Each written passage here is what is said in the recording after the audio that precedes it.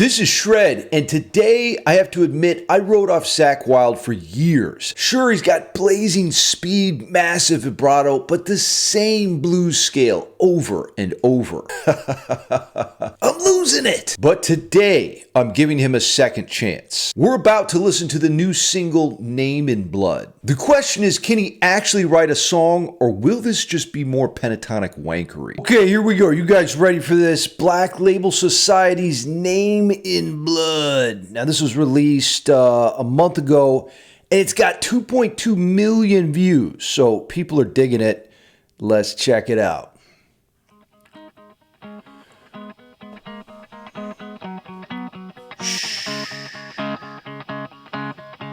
There's the boys. Starts really low key. They're looking tough, man. Walking at us. Oh, there's the blood right there.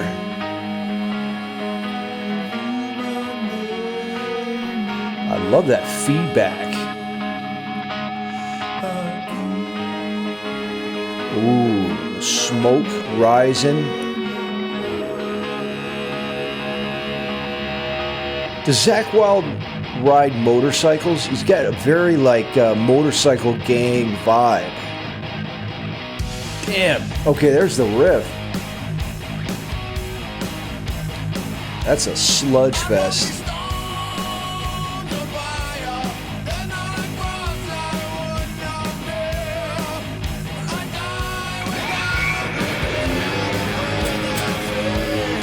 G sharp, okay.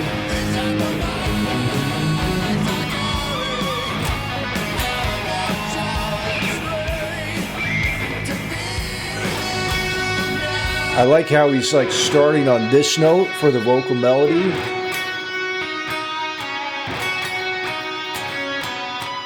Or whatever he's doing there, but it's in G sharp minor. So he's starting on the 7th degree. It's a totally weird thing to do, Zakk, and I love it. Let's see what else happens.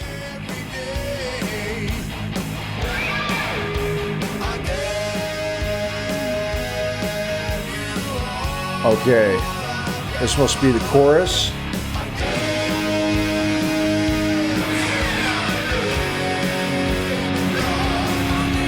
That's a very standard classic rock progression, and it seems really confusing because we're in G sharp, but he's got to be tuned down or something. But yeah, it's just like your standard. If you were in the key that he's playing, it'd be like A, G, D. Kind of thing, right? Very standard.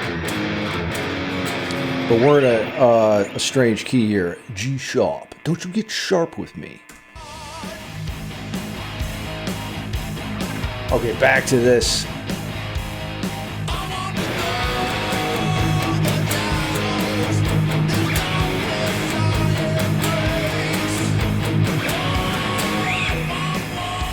Kind of hypnotic, man. It just puts you in a trance. Zakk Wylde is clearly trying to emulate Ozzy's sound, right? It's almost like the ghost of Ozzy is being channeled through his vocal cords. It's not the same thing, but that's kind of like the vibe.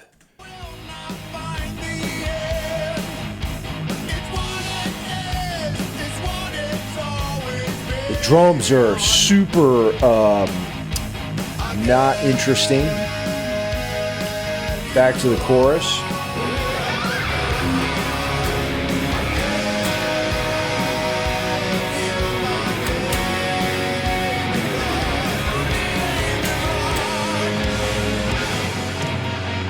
Uh-oh. Something's about to happen. Get ready. He's setting us up. Here we go.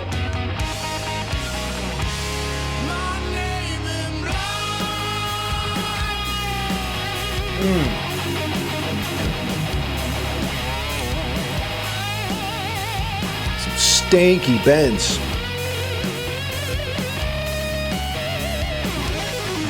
Oh shit, here we go. He's got the other guy in, and he's just kind of copying the lines. It really sounds cool with that recording technique, though. This video looks great, by the way. The lighting and shit.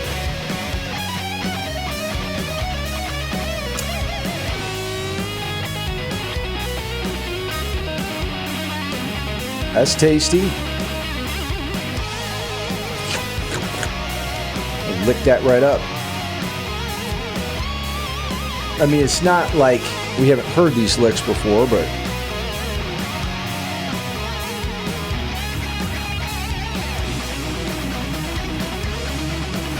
ooh. Yeah, see, this sounds very mechanical and non-musical. There's like the Paul Gilbert lick.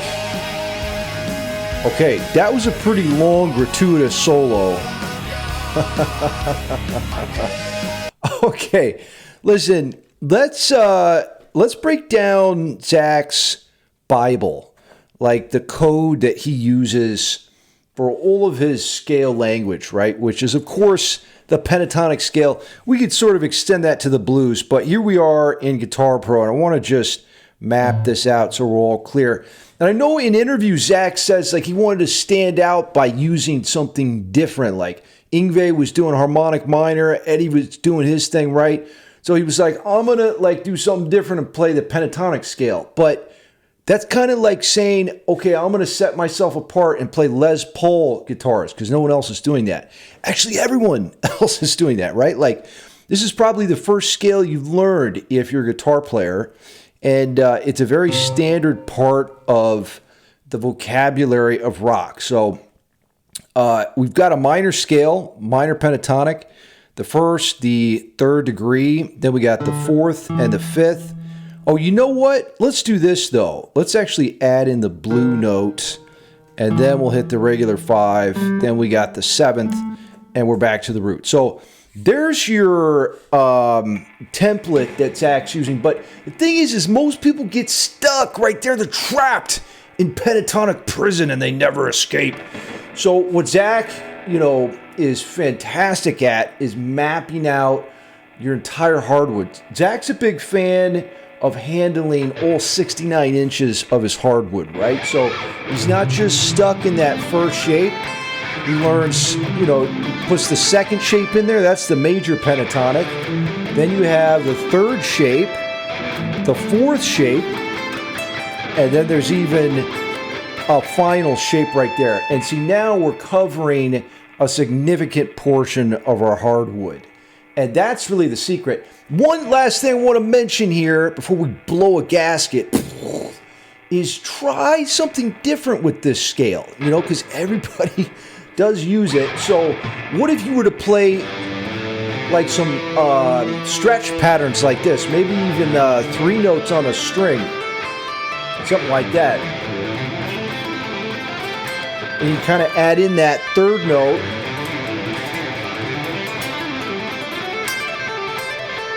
something like that. It just gives you just a little different take on this timeless classic. All right, now let's finish up this track. It looks like we're close to the end here. Oh yeah, so we just got out of this very long, gratuitous solo. Chorus again.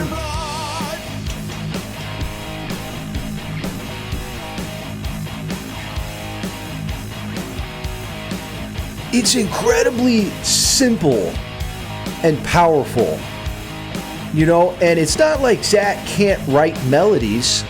That vocal melody that's gold. Now, I came into this track expecting a merciless pentatonic flogging, but honestly, instead, I was drawn into this powerful anthem of devotion. From the droning chords in the intro, it feels like you're invited along on this epic saga. Now, that being said, I do wish there was more range in Zakk Wylde's solos. Randy Rhoads explored a rich vocabulary in his leads. I bet you can hear the Crazy Train solo in your head right now, those iconic melodies. But Zakk's solos often lack a hook. It's almost like he needs a guy like Ozzy to keep him locked in. Now, I'm curious, do you think Zakk Wylde will be remembered as a songwriter or just a pentatonic powerhouse?